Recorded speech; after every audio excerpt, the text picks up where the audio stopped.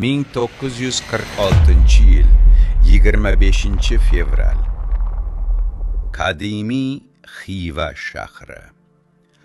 Asrlar nafasi ufurib turgan, tarix har qadamda his etiladigan shu zaminda oddiy oilada bir qizaloq dunyoga keldi.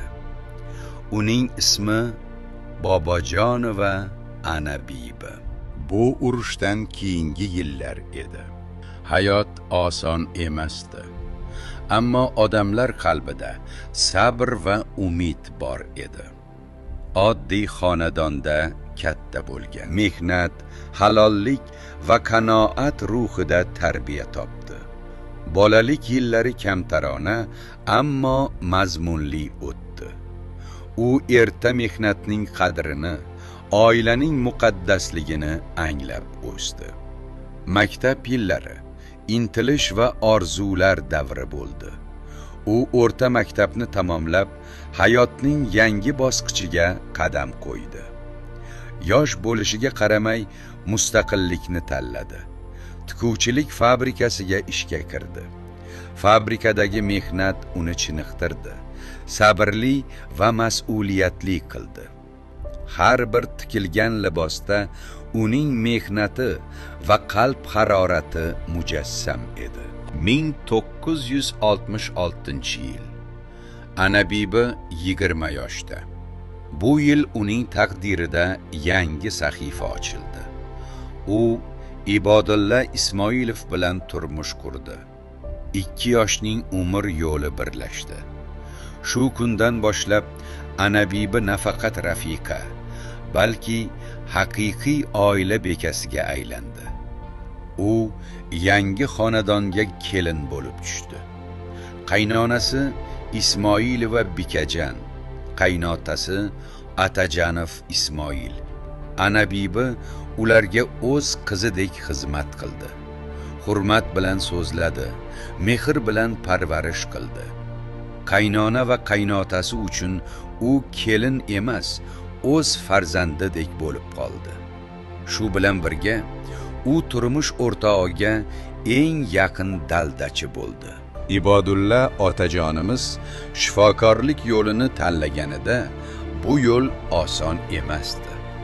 Tunlar bilan o'qish, mehnat va katta mas'uliyat.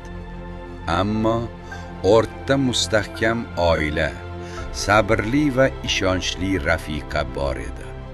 Ana Bibi oila tinchligini saqlab, farzandlarni tarbiyalab, turmush tashvishlarini o'z yelkasiga oldi.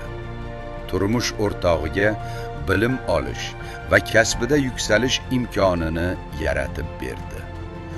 Uning sabri va qo'llab-quvvatlashi katta ahamiyat kasb etdi. 1967-yilda ularning birinchi farzandi dunyoga keldi. Ona bo'lish beqiyos baxt va ulkan mas'uliyat edi. Keyinchalik Ana Bibi 6 ta farzandning onasi bo'ldi. 5 o'g'il, 1 qiz. Har bir farzand uning qalb parchasi, umid va orzularining davomi edi. Ona sifatida u mehr va talabchanlikni uyg'unlashtirdi. Bolalarni halollikka, kattalarni hurmat qilishga, kichiklarga mehr ko'rsatishga o'rgatdi. Uning uyi doimo tartibli, dasturxoni barakali, qalbi sabrga to'la edi. Albatta, hayot har doim ham ravon kechmadi. Sinov va qiyinchiliklar ham bo'ldi.